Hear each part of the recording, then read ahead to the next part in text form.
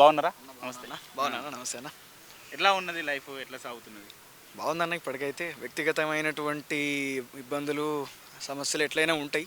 కాకపోతే అనేక మంది అమరవీరుల త్యాగాల పునాదుల మీద ఏర్పడేటువంటి తెలంగాణలో పుట్టినాం కాబట్టి ఆ సామాజిక నేపథ్యాన్ని అంతా కూడా అర్థం చేసుకుంటూ పెరుగుతున్నాం కాబట్టి అవన్నీ కూడా పక్కన పెట్టి కాస్తో కూస్తో మనకున్నటువంటి స్వేచ్ఛకు, వ్యక్తిగతంగా ఉన్నటువంటి స్వేచ్ఛ ద్వారా సమాజానికి ఎంతో కొంత హితం చేయాలనేటువంటి ఆలోచనతోటి నడుస్తుంది జీవితం మొత్తానికైతే. ఎట్లా ఆలోచనతోటి ముందుకెళ్తున్నాం. ఎట్లా అసలు మనం చూసాం గతంలో నువ్వు పాట ఎట్లా పుట్టింది, పాట నేపథ్యం ఏందని చెప్పేసి. ప్రత్యేకంగా మీరు రాసుకున్నటువంటి పాటలు అనేక పాటలు ఉంటాయి. ఒకసారి మనం పాటతో మొదలు పెడదాం. తప్పకుండా అన్న. ఇది తిరుగుబాటు నేర్పించినటువంటి ఉస్మానియా విశ్వవిద్యాలయం ముందు, ఆర్ట్స్ కాలేజీ ముందున్నాం మనం.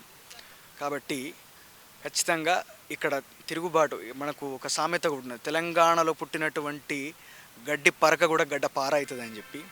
సో ఈరోజు మనం చూస్తున్నాం చుట్టూరంగా ప్రభుత్వాలు సమాజాన్ని, ఆ తర్వాత ఆలోచనను, మనుషుల మధ్యన ఎంత విచ్ఛిన్న రేఖలు తీసుకొస్తున్నారో, ఎంత విడగొట్టి సమాజం లోపల ఒక ఐక్యత అనేది లేకుండా చేస్తున్నారు అనేది మనం చూస్తున్నాం. కాబట్టి ఎప్పటికైనా సరే మళ్ళీ ప్రజలందరూ కూడా సంఘటితమవుతారు.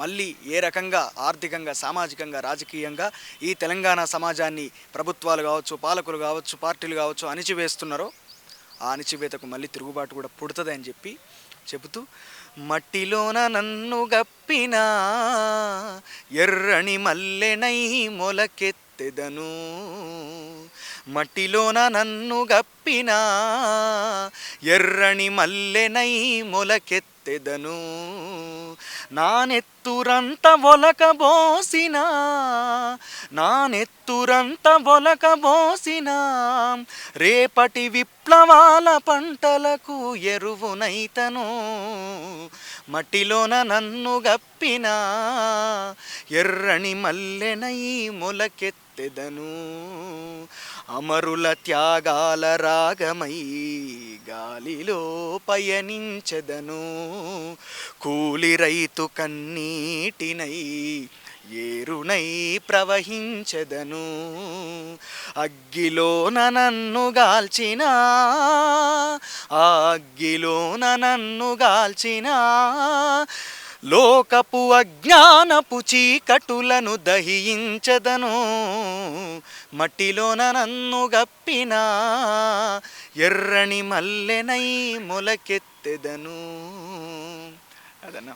సూపర్ అన్న. ఏదైతే మంచి, చాలా అద్భుతమైన లిరిక్స్ కావచ్చు, మంచి గొంతు కావచ్చు, చాలా అద్భుతంగా ఉన్నది. అసలు ఈ పాట నేపథ్యము రాయడానికి కావచ్చు అయినా మనం, లేకుంటే ఒక నేపథ్యాన్ని తీసుకున్నప్పుడు ఎన్నో త్యాగాలు చదవాలి, చూడాలి, అలానే ఎన్నో చరిత్రలు చదవాలి.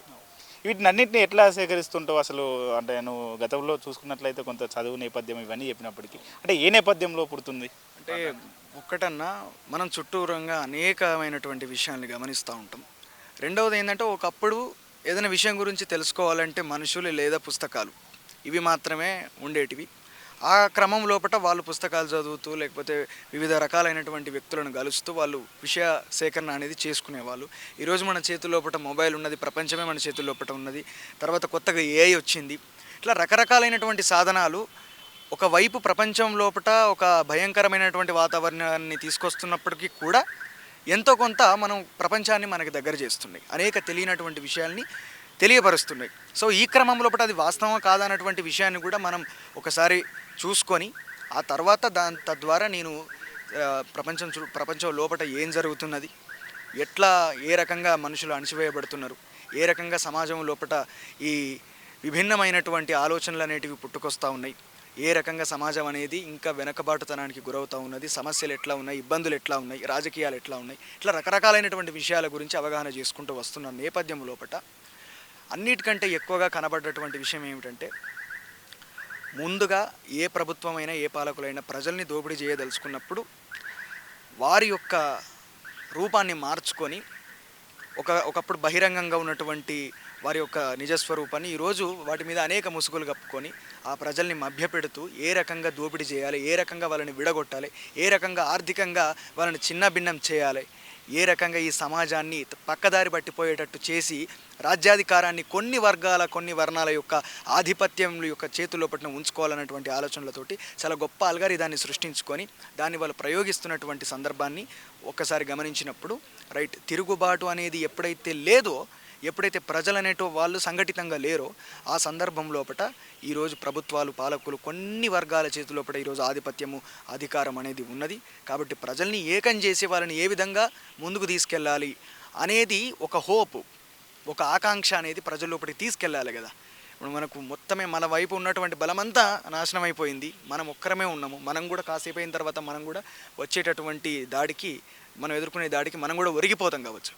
ఒరిగిపోయినప్పటికీ కూడా ఆ ఓటమి నుంచి మనం ఆ పారినటువంటి నెత్తుటి మరక మళ్ళీ ఒక కొత్త తరం వచ్చి చూసినప్పుడు ఈ నెత్తుటి మరక ఎందుకు అయిందని చెప్పి అక్కడ నుంచి ఒక చరిత్రను వాళ్ళు సేకరిస్తారు. సో ఆ విధంగా ఆ ఆకాంక్షను, ఆ హోప్ని అనేది సమాజం లోపలికి తీసుకెళ్ళడానికి అప్పుడు ఈ పదాలు పుట్టినాయి, ఈ పాట పుట్టింది.